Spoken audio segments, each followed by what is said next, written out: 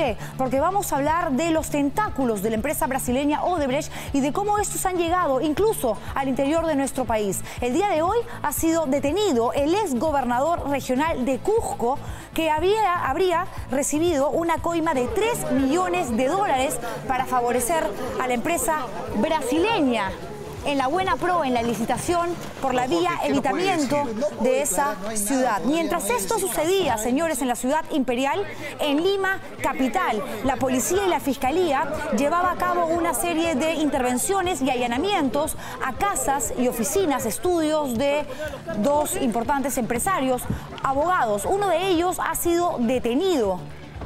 El otro será citado por las autoridades para que dé su versión. Estamos hablando de una supuesta mafia que habría llegado, señores, a provincia. De esta manera la empresa brasileña y este escándalo que realmente ha generado un terremoto en los cimientos políticos, empresariales de nuestro país, muestra lo enorme, lo grande que ha sido. Y lo que ustedes están viendo es el despliegue que hemos preparado para presentar esta noche aquí en 90 Central. Tenemos compañeros periodistas, reporteros ubicados en los lugares, casas, oficinas donde hoy ha llegado la policía, acompañada por supuesto de representantes del Ministerio Público. Estamos viendo a José Montánchez, quien se encuentra José Vázquez, en Chorrillos.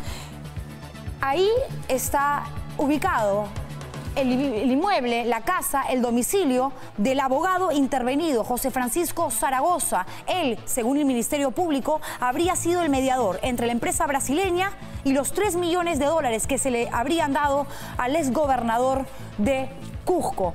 Vamos también a ubicarnos en San Isidro, donde José Montánchez, nuestro compañero, está llegando. La imagen que ustedes están viendo ha sido tomada desde el frontis del estudio de abogados de nombre Rebasa, Alcázar y de las Casas, donde habría trabajado José Francisco Zaragoza, y él es socio justamente de ese enorme estudio. En Surco está Juan Carlos Portilla, en Casuarinas, exactamente en esta urbanización donde vive un conocido ejecutivo que el día de hoy también ha hecho noticia. Él es el exgerente de la conocida empresa de seguros, La Positiva, y además el presidente actual del Club Regatas. Y también, después de conversar con Juan Carlos Portilla, vamos a irnos nuevamente a Surco, pero a otro punto. Ahí está Luis Morocho. Ahí se encuentra la empresa del señor Salazar, el presidente del Club Regatas, quien, según, repito, información que ha dado a conocer la Fiscalía, a raíz también de lo manifestado por un colaborador eficaz, esta persona sería la dueña del offshore donde se habrían depositado estos millones de dólares, 3 millones de dólares, como parte del soborno, la coima que pagó la empresa brasileña al expresidente regional del Cusco. Como pueden ver, hoy no pueden ustedes cambiar de canal, señores, no pueden dejar de ver 90 Central, porque los detalles de esto que está sucediendo ahora mismo en nuestro país lo tendrán a continuación. La máxima autoridad del Cusco, efectivamente, habría pactado una coima de 3 millones de dólares con Odebrecht. Sí, se trata del exgobernador Jorge Acurio. La Fiscalía lo acusa de beneficiar a la firma brasileña en una enorme licitación. La nota con los detalles a continuación. Don Jorge, ¿qué nos puede decir? Pues no puedo declarar, no hay nada, todavía no hay desde CAFAE, no sé. No conozco qué es lo que pasa. No hay nada. Apenas dijo unas frases en su defensa, pero se mostró aparentemente tranquilo tras su captura. Así, era trasladado el exgobernador del Cusco, Jorge Acurio, a la fiscalía de esa ciudad, acusado de haber cobrado una coima de 3 millones de dólares a la empresa Odebrecht para favorecerla con la obra de la vía de evitamiento del Cusco. Una nueva acusación para quien actualmente cumple una sentencia de 4 años de prisión suspendida por actos de corrupción. Se iniciaba entonces un mega operativo que siguió con el allanamiento de 5 propiedades de Acurio. Simultáneamente se intervenía otros 6 inmuebles en Lima en busca de los implicados. La denuncia fiscal se basa en el testimonio de un colaborador identificado como 06-2017, quien narra que en septiembre del 2012 tuvo una reunión con el entonces gobernador regional, en la que Acurio ofreció a Odebrecht la adjudicación del proyecto Vía de Evitamiento. Esto a cambio del pago del 3% de la obra, es decir, aproximadamente $3 millones. El colaborador se encargó de comunicar la propuesta a Jorge Barata, quien, según el documento fiscal, de inmediato accedió. Un mes después, en octubre del 2012, hubo una nueva reunión en las oficinas del Gobierno Regional del Cusco, donde se detallaron los requisitos técnicos que debían ser incluidos en las bases de la licitación. Pasaron 5 meses y el 1 de marzo del 2013, Odebrecht ganó la concesión. El proyecto consistía en mejorar y asfaltar casi 10 kilómetros de carretera dentro de la ciudad imperial. La inversión se estimó en 297 millones de soles, pero terminó costando, aún sin concluir, 410 millones de soles.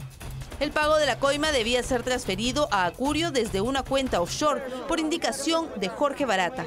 Para eso debía realizarse un contrato ficticio que, según el documento del Ministerio Público, habría sido tramitado por el abogado José Francisco Zaragoza Amiel, detenido también hoy como parte del operativo.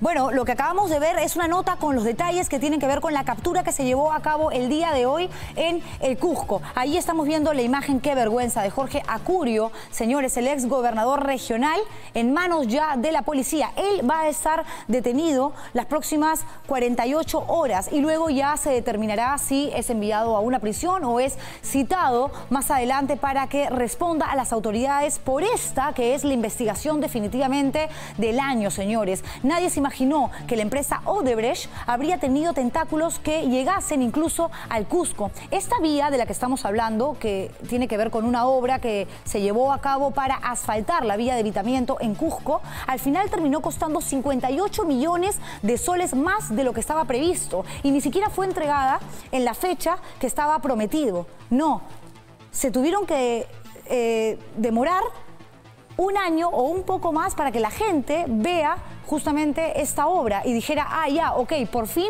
esto se convirtió en realidad. Ya sabemos por qué se excedió el monto, porque evidentemente hubo coimas. Así lo ha manifestado la Fiscalía, así lo ha manifestado el Ministerio Público. Lo que yo tengo aquí en mis manos es la detención preliminar, allanamiento, registro domiciliario e incautación. El documento de la Fiscalía, donde avisa que va a llevar a cabo justamente estas intervenciones, no solamente en Cusco, sino también en Lima, porque Acurio no pudo operar todo, señores. Nosotros estamos siguiendo esta noticia aquí en Lima. En un rato más nos vamos a enlazar con todos nuestros reporteros. Hay algunos que están en Surco, 2 equipos en Surco tenemos, otro en Chorrillos, uno más en San Isidro. Como lo venimos diciendo, es un despliegue, señores, del equipo de Latina para que ustedes tengan la mejor y más transparente información. Pero esto no solamente pasa aquí en la capital, sino también en la ciudad imperial. Y nosotros, con nuestro corresponsal en Cusco, Gabriel Vela, les vamos a presentar una nota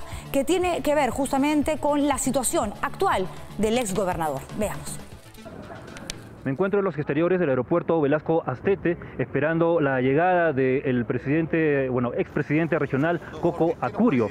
Él fue detenido en horas de la mañana y se está a la espera aquí en el aeropuerto que lo estaría trasladando hacia la ciudad de Lima. Él en sí llegó al aeropuerto en un auto particular. Lamentablemente este auto pasó de frente hacia la salida, no se detuvo y se dirigió hacia las oficinas de la RECPOL, donde aparentemente se quedaría toda la noche el expresidente regional. Según lo que tenemos entendido por informaciones extraoficiales, no se habría alcanzado el cupo para todas las personas que iban a viajar en horas de la tarde. Entonces todavía estamos a la espera porque no se sabe a ciencia cierta si el expresidente regional Jorge Acurio viajará a la ciudad de Lima el día de hoy o en todo caso el día de mañana. Eso es todo lo que tenemos que informar por el momento. Adelante, estudios. Ahí estaba Gabriel Vela hablándonos desde el aeropuerto de Cusco. Al parecer, el exgobernador no pudo ser trasladado porque los vuelos no salen por la noche desde esta ciudad. Por lo tanto, mañana a primera hora seguramente Jorge Acurio estará ya aquí en suelo limeño respondiendo a las autoridades por esta acusación que, según la Fiscalía, tiene elementos de sobra para determinar que es cierta. El pago de una coima de $3 millones para beneficiar a la empresa brasileña Odebrecht en la Buena Pro, en la licitación, en el concurso público que permitió el asfaltado de la vía evitamiento. Y en este mismo operativo también se capturó a un prestigioso abogado limeño ¿Qué habría hecho esta persona? Habría sido el nexo para cobrar la coima, es decir, la persona que fungía de mediador entre Odebrecht y Acurio. Pero no solamente sucedió eso en Lima, se allanaron inmuebles del presidente del Club Regatas Lima, otro presunto implicado que no ha sido detenido, pero que según la Fiscalía es el dueño de la offshore que casualmente está administrada por el otro abogado, el que ha sido detenido, José Francisco Zaragoza, y donde Odebrecht habría depositado en las cuentas de esa empresa los $3 millones de coima, de soborno. La nota. Él es José Francisco Zaragoza Amiel, el segundo detenido, implicado en el pago de $3 millones de Odebrecht al exgobernador regional del Cusco. Luce preocupado durante la audiencia de identificación tras su detención. Y no es para menos. El Ministerio Público lo acusa por el delito de lavado de activos. Solicitamos al juzgado que se nos haga entrega del detalle de los cargos que se le imputan a mi patrocinado. El documento de la Fiscalía señala que el abogado habría tramitado un contrato ficticio para que Odebrecht concretase los pagos de la coima a través de una empresa offshore.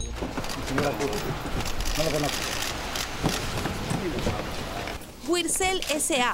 fue la empresa offshore usada para canalizar los ilícitos pagos, simulando una operación de asesoría. Según uno de los colaboradores, el mismo Jorge Acurio entregó esos datos, señalando como contacto a Gustavo Salazar Delgado, el tercer implicado en este caso de corrupción. La reunión se dio en septiembre del 2013 en las oficinas de su empresa, la corredora de seguros Trust en San Isidro.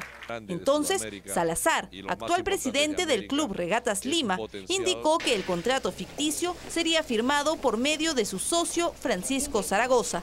Días después, el abogado pidió recoger el contrato final en las oficinas del estudio Rebasa, Alcázar y de las Casas. El contrato ficticio fue firmado entre Klienfeld Services como cliente y Wircel S.A. como asesor, con fecha 4 de octubre del 2013.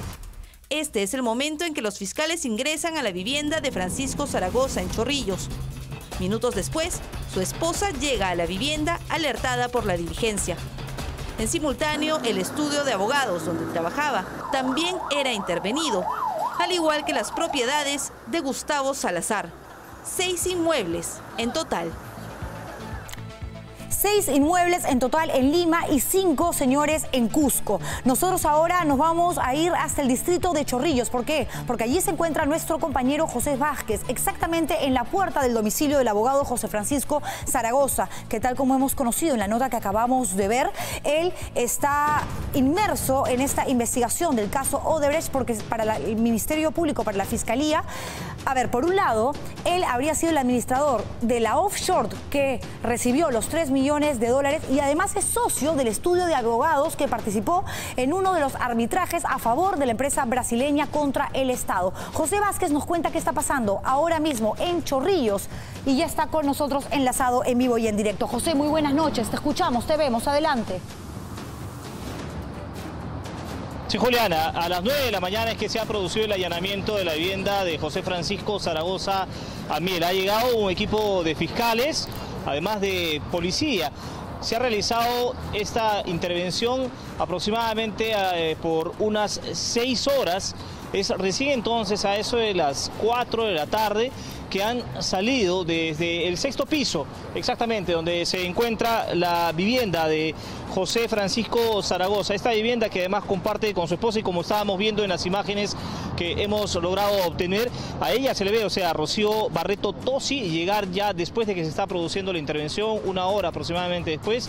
Al momento que se realiza esta operación, solamente se encontraba la trabajadora doméstica de la casa. Entonces, lo que ha hecho la Fiscalía con la policía es recoger documentación variada. Nosotros ya a su salida hemos observado varios sobres lacrados, cerrados, en bolsas que han estado retirando y que han subido a los vehículos con los que han llegado hasta la cuadra 4 de Malecón Grau, aquí en Chorrillos. Además, importante destacar también que han secado un CPU que tendría información, supongo, José, valiosa para que amplíen la investigación sobre este caso de corrupción. ¿Sí, Julián? Sí, José, lo que nosotros teníamos entendido desde aquí hasta antes de darte el pase es que esta detención era por 48 horas en primera instancia. Evidentemente el Poder Judicial puede variar esta detención, y que además Zaragoza lo que viene diciendo hasta el momento es que ni siquiera sabe por qué ahora mismo está respondiendo a las autoridades. Por lo tanto, dice desconocer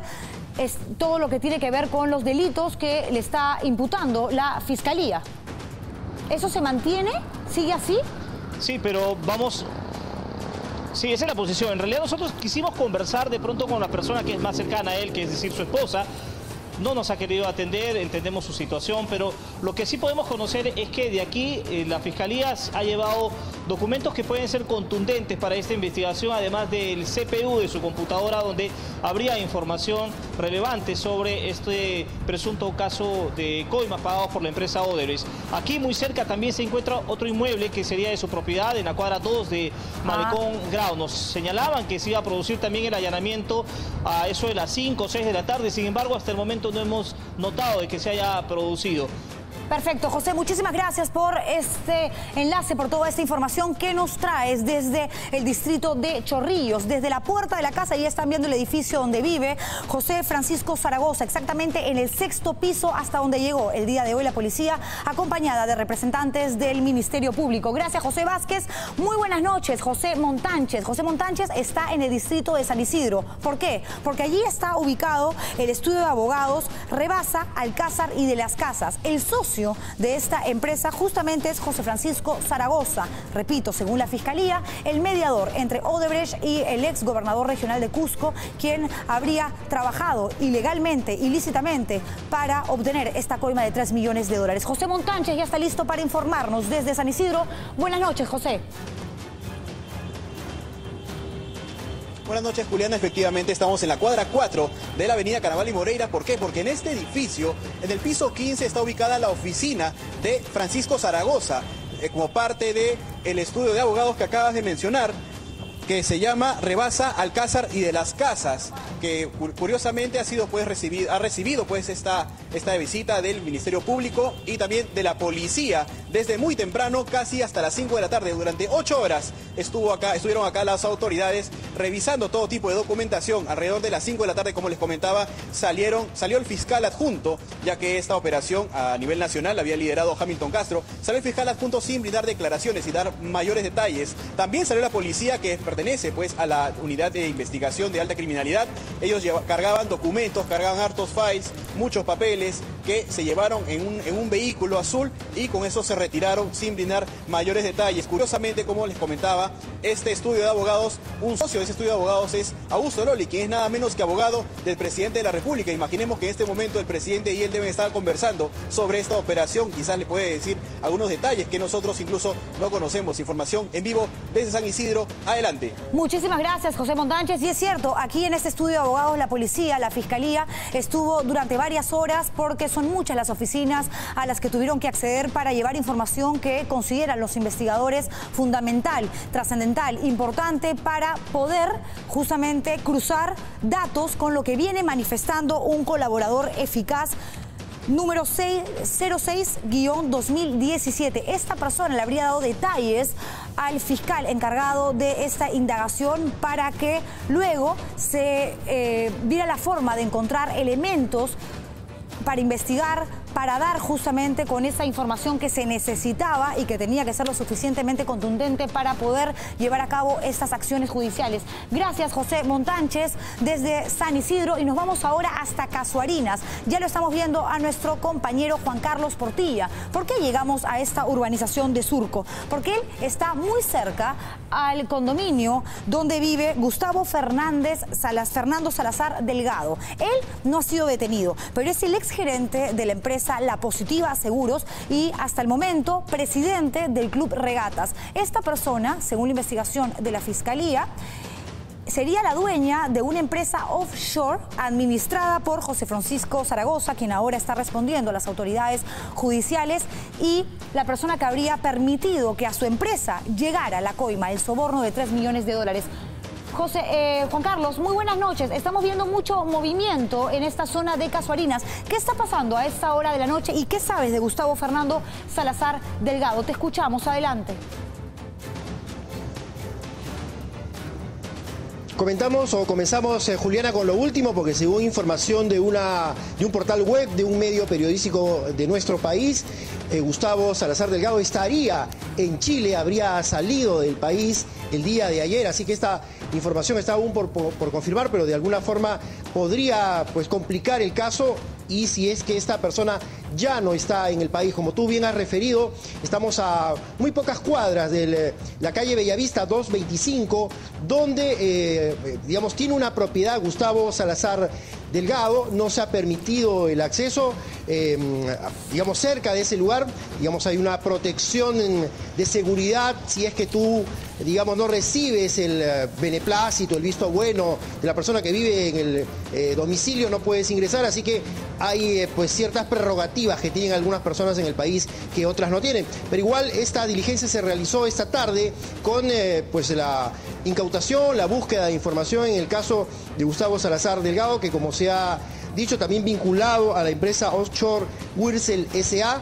y que además habría servido de nexo para que la empresa Odebrecht, mediante un contrato ficticio, deposite la cantidad de $1 millón de los 3 millones que estaban pactados con Jorge Acurio por la coima de la construcción de la vía de evitamiento en el Cusco. Es una modalidad, Juliana, que ha sido realizada constantemente por Odebrecht, es decir, empresa offshore de Odebrecht hacía contratos ficticios con otra empresa que era la que canalizaba el pago ilegal, la coima a los diversos funcionarios que pedían ese dinero, Julián. Así es, eso era, como tú bien lo manifiestas, Juan Carlos, el modus operandi de esta empresa brasileña para coimear, para sobornar abogados, empresarios, políticos, gobernadores regionales, entre otros. Muchísimas gracias por esta información, Juan Carlos Portilla. Y siguiendo con Gustavo Fernando Salazar Delgado, nos vamos a trasladar hasta el distrito de Surco. Allí estamos viendo a Luis Morocho. En este distrito está ubicada una de las oficinas de Gustavo Fernando Salazar Delgado, que nos comentaba Juan Carlos Portilla, habría viajado a Chile al enterarse justamente de esta serie de operativos que viene realizando la policía en compañía del Ministerio Público. Acaban de entrar representantes del Ministerio Público. Nos cuentan, en todo caso, que nos confirme este dato nuestro compañero Luis Morocho. Luis, buenas noches.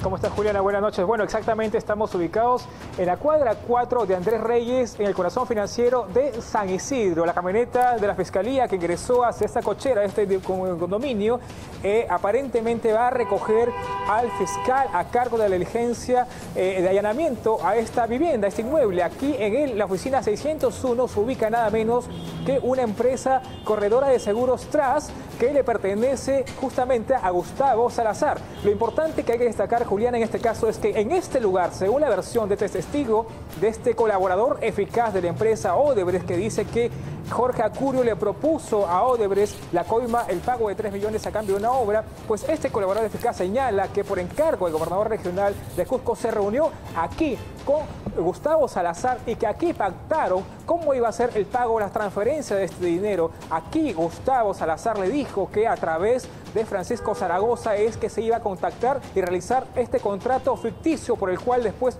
Odebrecht dio un viso de legalidad a todo este pago de coima. Precisamente desde el mediodía es que se realiza esta diligencia, por lo que vemos está a punto de finalizar, Juliana. Recordemos que Gustavo Salazar no se encuentra ni aquí ni en su vivienda, porque, como bien informaba Juan Carlos Portillas, el día de ayer, en horas de la mañana, según fuentes de migraciones, habría partido rumbo a Chile. Sí, Juliana, te escucho. Sí, para que los televidentes entiendan bien entre el vínculo entre Gustavo Salazar Delgado, a quien veíamos hace instantes en una fotografía, repito, ex gerente general de la empresa La Positiva Seguros y actual presidente del Club Regatas de Lima. Sería no solamente por ser él el dueño de la offshore donde habría ido a parar parte de la coima del soborno que luego llegó a manos de Jorge Acurio, el ex gobernador regional de Cusco, sino porque el administrador de esta empresa, y así lo ha podido corroborar la Fiscalía y el Ministerio Público, era justamente Zaragoza. Es decir, entre ellos había una relación, o hay una relación, un vínculo, un nexo que determina cómo habría sido el mecanismo empleado para llegar a este acuerdo con Odebrecht y de esta manera darle este dinero ilegal, sucio, negro al exgobernador regional y así conseguir la licitación, la buena pro de una enorme obra en el Cusco como el asfaltado de vía Evitamiento y todos recibir, por supuesto, su parte, porque de eso se tratan justamente las coimas y los sobornos. Terrible, realmente nauseabundo lo que estamos viendo, Luis. Muchísimas gracias por esta información. Nos comentaba Luis Morocho desde Surco que la Fiscalía ya se está retirando, lo hará en el transcurso de los próximos minutos seguramente, de esta oficina de Salazar Delgado, donde también están recaudando, acopiando todo tipo de información que les pueda ayudar a corroborar lo que viene manifestando el colaborador 06-2017. Y nuestra noticia polémica hoy miércoles, después de todo lo que hemos visto, tiene que ver obviamente con el alcance nacional que tenía Odebrecht con su política de coimas a funcionarios. Si creíamos que lo que habíamos visto hasta ahora era demasiado, realmente ya estamos escandalizados. El caso del Cusco pone en evidencia los enormes tentáculos de esta empresa y la enorme mafia que se habría generado en nuestro país. ¿Qué piensa usted de esta red de corrupción? Ya ven ustedes, compromete a gobernadores, expresidentes regionales y una situación realmente caótica que se vive en todo el país. Escríbanos sus opiniones a través del Facebook, del Twitter. Háganlo siempre usando el hashtag 90Central y recuerden que en todo momento estamos ahí en vivo por medio del Facebook Live de Latina. Por lo mismo podemos leer sus comentarios, opinar, comentar, interactuar cada vez que nos vamos a publicidad, es decir, a la pausa comercial, que es lo que viene justamente a continuación. Pero al regresar les vamos a contar el indignante caso de una mujer que entró en shock porque un agresor sexual la tocó indebidamente en el tren eléctrico. Y además, Laura Bozzo llegó a la DIRINCRI. ¿Para qué? Para sentar una denuncia policial. ¿De qué se trata? ¿Qué le pasó? Los detalles en instantes. Regresamos.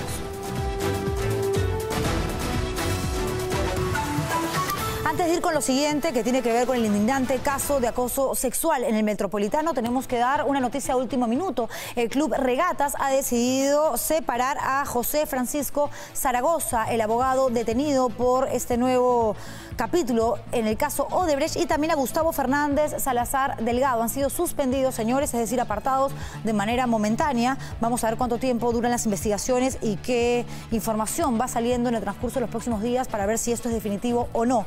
Gustavo Fernández Salazar Delgado, quien todavía no sabemos dónde es que se encuentra, se dicen que habría viajado a Chile al enterarse de esta situación, han allanado su casa, han allanado sus oficinas, era hasta ahora el presidente del Club Regatas de Lima. El Consejo Directivo ha decidido suspenderlo, al igual que al socio José Francisco, repito, Zaragoza. Ahora sí, vamos con lo anunciado antes de la publicidad. Un sujeto fue detenido, ¿por qué? Por tocar indebidamente a una pasajera otra vez en el tren eléctrico. Cuando no es el Metropolitano, es el tren eléctrico o una cúster, un bus. El atacante, lo peor es que tenía antecedentes por estos delitos, era reincidente. Miren ustedes.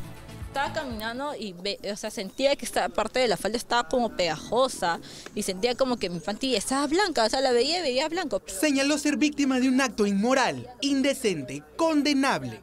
Esta joven de 24 años de edad denunció que un hombre en el tren eléctrico habría dado rienda suelta a sus instintos, convirtiéndola en una víctima más de un ataque sexual. Lo que él hacía era acercarse, ¿no? Supuestamente sostener una mochila para ocultar que su mano estaba ahí debajo y que quién sabe haciendo qué. Subió en la estación Vía María del Triunfo y bajó en el distrito de Surco en hora punta. Tramo de viaje que habría aprovechado Paula Herrera Manrique para acercarse y realizar un acto de satisfacción sexual personal sobre ella. Y yo ya me iba a bajar en la estación Cabitos.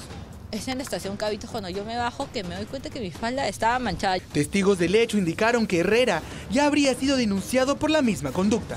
Una señora lo reconoce y le dice, esta persona, este chico, ya tenía una denuncia antes por una señora también en el tren por tocamientos indebidos. Molesta e indignada, intentó confrontar a su agresor. ¿No? Es una enfermedad mental, esta persona no está bien de la cabeza. Encima llegamos a la comisaría de San Borja y este sujeto riéndose como si nada hubiera pasado. Señala que no bajará los brazos y respetará el proceso buscando que este tipo esté tras las rejas. Me da vergüenza, en verdad, me da vergüenza y siento mucha frustración, pero ¿qué más puedo hacer? O sea, yo no quiero que esto le vuelva a pasar a ninguna niña, a ninguna persona, a ninguna mujer. Herrera tiene un acta de detención en su contra en la comisaría de Surco, lugar hasta donde llegó su defensa legal y algunos familiares.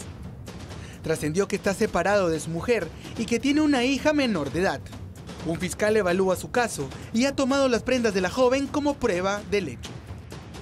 Y encima tiene una hija, ¿no? Una hija. Y ahí está agrediendo sexualmente a mujeres en el tren eléctrico. Y digo a mujeres porque esta no es la primera vez que lo denuncian, lo señalan, lo acusan por un delito de esta naturaleza. Porque es un delito, señores, tocar a una persona, realizar tocamientos indebidos.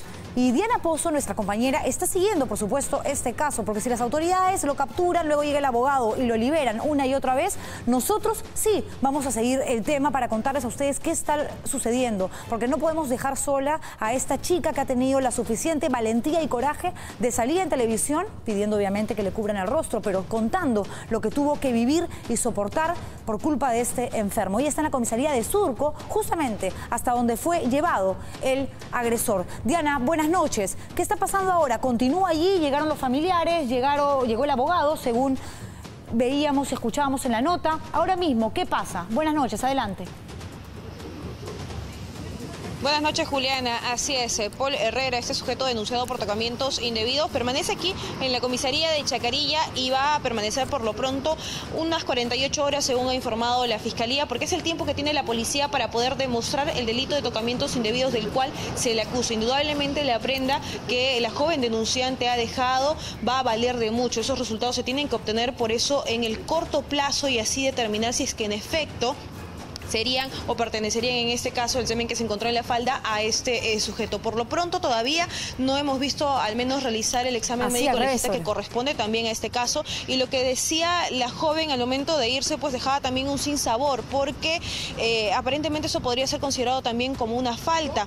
Es más, se dice que se piden incluso videos en este tipo de hechos para también comprobar que en efecto se trata de esta persona, quien hasta el momento dice no ha querido dar su manifestación. Su abogado al parecer es el consejo que le viene brindando a este sujeto, el mismo que también en momentos en retirarse ya no quiso hablar ni explicar en qué condición se encuentra en todo caso su defendido, ¿no? Así que lo único que queda aquí es esperar y que la justicia en todo caso tome acciones al respecto y termine concluyendo rápidamente con los resultados que se espera, sobre todo de la prenda que dejó esta joven, que espera que en el corto plazo en realidad pueda resolverse, porque ya está aquí todo el día, hasta hace una hora nada más que se ha retirado junto con sus familiares. Sí, Juliana. Diana, bueno, la prenda que ha dejado la víctima ya es suficiente para las investigaciones que se puedan llevar a cabo de manera preliminar en la comisaría.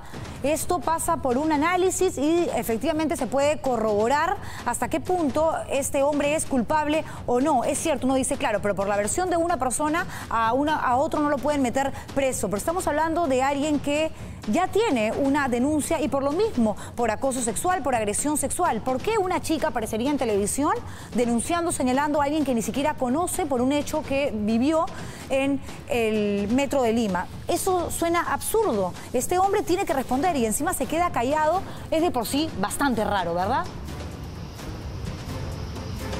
Sí, en efecto, no ha querido defenderse, es lo que manifestaba la joven denunciante en el momento en que ella se retiraba. Y lo que sí es positivo aquí destacar es que al menos el Ministerio de la Mujer ha llegado aquí para brindarle también asesoría legal a esta joven que bien dice, si al menos esto no sirve para meterlo a la cárcel, al menos servirá para que la gente lo reconozca en la calle y tenga cuidado con este sujeto y esta situación no se vuelva a repetir. Eso es lo que ella dijo textualmente cuando se retiró de la comisaría, en realidad mortificada porque quizás no tiene mucha esperanza de que el resultado de este delito sea con cárcel.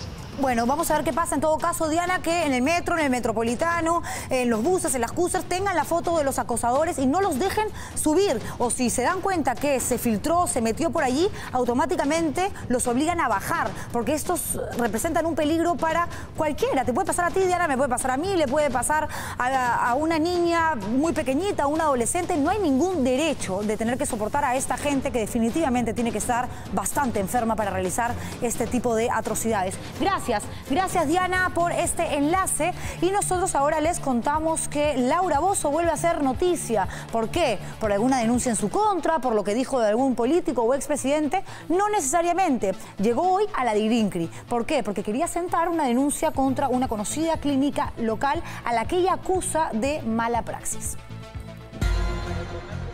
Acompañada de su inseparable Cristian Suárez, Laura Bozzo llegó desde muy temprano a la sede de la DIRINCRI. Esta vez la abogada de los pobres sentó una denuncia contra una clínica local por presunta mala praxis. Mi vida, pero por supuesto, estaba prácticamente en coma. Yo tuve septicemia, shock séptico, septicemia, todo tuve. No, porque en lugar de reconocer que yo estaba ahí por sus estupideces, yo tuve que firmar en estado de inconsciencia. Eso es lo más grave que también he denunciado. Aparte de todo eso, no pude trabajar, no pude hacer nada y mi programa no ha podido salir porque con este hueco en la barriga no podía grabar. Tal como lo hizo saber en Amor, Amor, Amor en marzo último, Bozzo advirtió que llegará hasta las últimas consecuencias contra la clínica. Sí, era una operación que estaba todo bajo control. Para evitar un mal... Era una operación preventiva, ¿no? Exacto. A la hora de sacarme el útero me cortaron el intestino y lo más grave, y por eso estoy aquí como muy chocada, es que me dejaron 2 tapas de piel quemada en las 2 operaciones que me hicieron. Me han tenido que retirar 2 tapas de piel. A través de un comunicado, la clínica rechazó lo dicho por la polémica conductora, toda vez que las complicaciones que argumenta se debieron a causa de los antecedentes clínicos. Laura Bozzo aprovechó para revivir viejas heridas. Dijo que denunciará al expresidente Alejandro Toledo y al exministro Fernando Olivera por secuestro, chantaje y extorsión durante su arresto domiciliario a inicios del 2000. Fernando Olivera y Alejandro Toledo, la extorsión y el chantaje que yo viví estando en monitor y con los documentos que yo tengo que prueban que ese tipo de chantaje, extorsión y secuestro agravado de alguna manera podría darse dependiendo de lo que yo vea con los fiscales el día viernes. El día viernes vuelvo a regresar acá para ver esa denuncia que yo ya planteé y la otra denuncia con respecto a Toledo y a Fernando Olivera.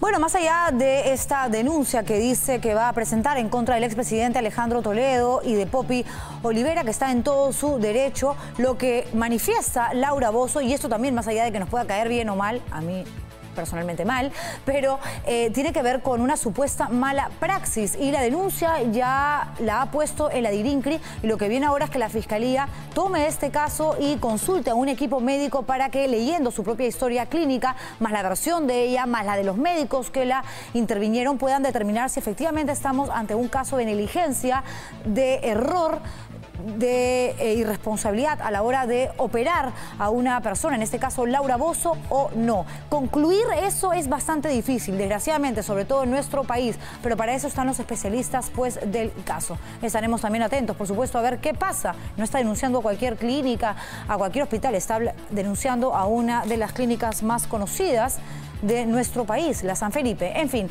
vamos a otro tema. La policía de Indonesia busca intensamente a un peruano. ¿Por qué? Porque se escapó de un tribunal por la ventana del baño, increíble. Se llama José Salazar Ortiz y estaba a punto de ser juzgado, ¿por qué? Por robar más de $30.000 en cajeros automáticos. Miren ustedes, es alucinante, miren. Escapó por una ventana del baño de un tribunal en Indonesia y hoy es blanco de una tenaz persecución. El peruano José Salazar Ortiz y otros 2 compatriotas fueron capturados en la isla de Bali por robar más de $30.000 en diferentes cajeros, pero se fugó antes de escuchar sentencia. Según RENIEC, Salazar Ortiz vive en Lima, en el asentamiento municipal de Chillón, en Los Olivos, pero en esa dirección nadie lo conoce. A ver. Salazar Ortiz, William. No lo ya, ok, gracias. ¿Aquí vive José William Salazar Ortiz? No lo conozco. ¿Esta es la familia Ortiz? No. La policía de Indonesia informó que José Salazar Ortiz y sus cómplices, identificados como Roberto Castro de la Cuba y Franco Pizarro Solano, actuaban en Indonesia desde el 2016, fecha que coincide con las fotos que Salazar Ortiz compartía en sus redes sociales. Los 3 peruanos habían cometido varios robos en Bali y la isla de Java, donde forzaban los cajeros con pequeñas herramientas y luego se llevaban todo el dinero. Las autoridades informaron que las estaciones de buses y los aeropuertos ya tienen alertas con información de Salazar y estiman que será capturado en cuestión de horas.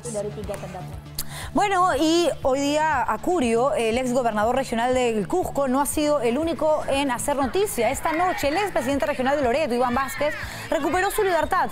Hay que recordar que fue recibido, él fue acusado también de corrupción Y miren ustedes lo que sucedió cuando fue liberado. Lo recibieron con arengas, muchos simpatizantes, llegaron hasta su casa para mostrarle su apoyo.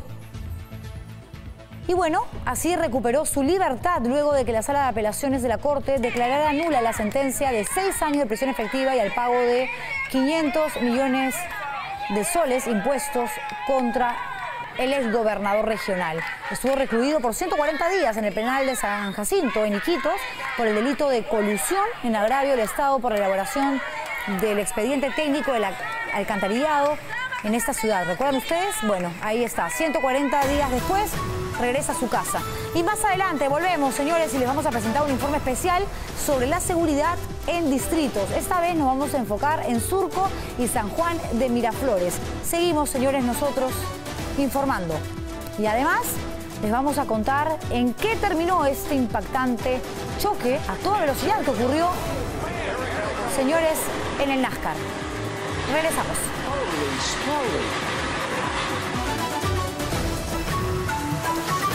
Seguimos aquí, señores, en 90 Central y lo anunciamos antes de la publicidad. Nosotros vamos a presentar a continuación un nuevo informe especial. Hace rato venimos presentando estos reportajes que muestran la inseguridad que se vive y hacemos recorridos por diferentes distritos, por supuesto. Ahora le ha tocado a 2 distritos más, Surco y San Juan de Miraflores. ¿Qué se está haciendo para prevenir los robos y los asaltos? Entérense en el siguiente informe. Santiago de Surco y San Juan de Miraflores tienen algunas similitudes y también diferencias.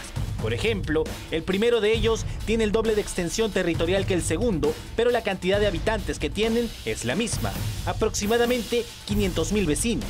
En Surco hay 5 comisarías y un promedio de 400 policías para todo el distrito, mientras que San Juan tiene 6 y son 300 efectivos destacados aquí. La diferencia más resaltante es en cuanto a la logística. 1.300 serenos, 150 camionetas, drones, bicicletas y motocicletas y hasta un helicóptero patrullan Surco, mientras que en San Juan 250 serenos y 18 camionetas son los que realizan el cuidado del distrito. La gran ventaja de Surco se debe principalmente a esta razón. El índice de morosidad en temas tributarios es bajo. Según las autoridades, un 82% de la población cumple con pagar puntualmente sus impuestos, mientras que el 18% restante no lo hace.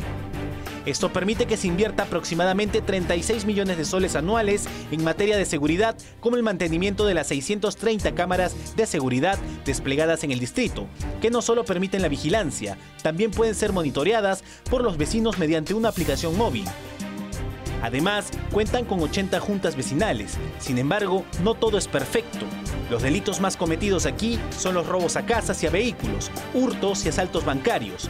El costo anual por seguridad es de aproximadamente 73 soles por habitante. Lo que falta en seguridad ciudadana es presencia policial. San Juan de Miraflores invierte aproximadamente 2 millones de soles anuales en mantener su sistema de seguridad distrital. Sin embargo, necesitan aproximadamente 5 para mejorarlo. El costo anual por seguridad es de 120 soles anuales, pero el índice de morosidad aquí llega al 80% y parte de los recursos que utilizan son subvencionados por el Estado. Cuenta con 120 cámaras de seguridad que monitorean las 24 horas del día. Además, las autoridades han decidido trabajar apoyándose en las 196 juntas vecinales que cumplen labores de patrullaje y brindan información a serenos y policías. Exigir mejores servicios es un derecho que nos corresponde a todos. Sin embargo, tributar es también un deber que no debemos pasar por alto si queremos mejoras significativas en todos los servicios municipales.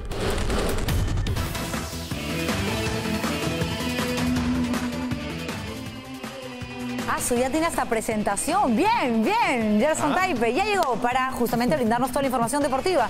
Qué bien te veo, ¿eh? Gracias por venir. Perfecto, ¿no? ¿Qué te parece? Me parece muy bien. Fenomenal. A mí también me parece espectacular. Espectacular como los hinchas de la Juventus, porque se adjudicó de la Copa de Italia, partido ante la Lazio, la final. Ahí está, hermoso trofeo. ¿Qué te parece? Tener una en casa así, estaría bonito, ¿no? Para la chicha. Por supuesto. La lleno yo, pero de todas maneras. El primer tanto de Dani Alves, el brasileño, perfecto empalme del exjugador del Barcelona de España. Muchos decían que estaba acabado, que no tenía más que dar en el equipo catalán. Ahí está, un gol en la semifinal de la Champions, gol en la final de la Copa Italia. El segundo tanto del equipo de Turín de Leonardo Bonucci. Es el primer título de la temporada y ojo que se va por el triplete, porque el fin de semana va a jugar contra el Crotone en la Liga de la Serie A, podría obtener el Scudetto y el 3 de mayo va a jugar la final de la Champions League. Ahí está la celebración entonces de los jugadores italianos. El primer trofeo de la temporada para la Juve, que está bastante afinada, bastante afilada. Y ojo que se viene la Champions, ¿eh? Va a jugar ante Real Madrid y podría lograr el ansiado triplete. Además, es el primer equipo en la historia del fútbol italiano en obtener 3 veces consecutiva la Copa Italia.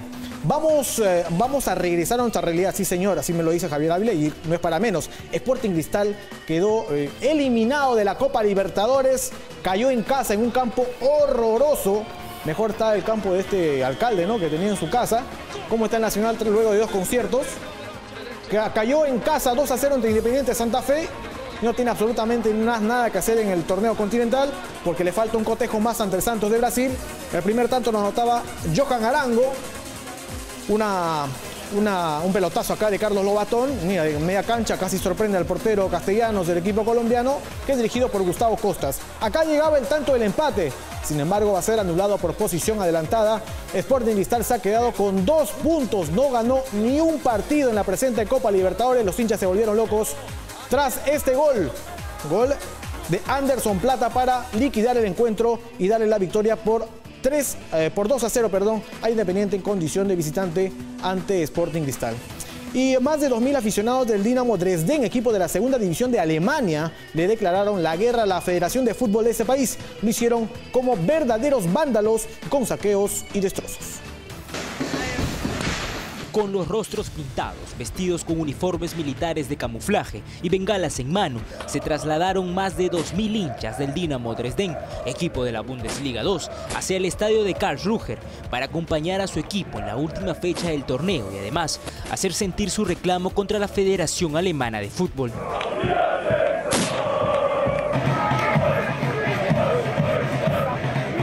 El panorama en el estadio fue aún más complicado y es que a los cánticos y la banderola con el logo del máximo organismo del fútbol germano tachado, se sumaron actos vandálicos que dejaron heridas a 36 personas entre trabajadores y policías.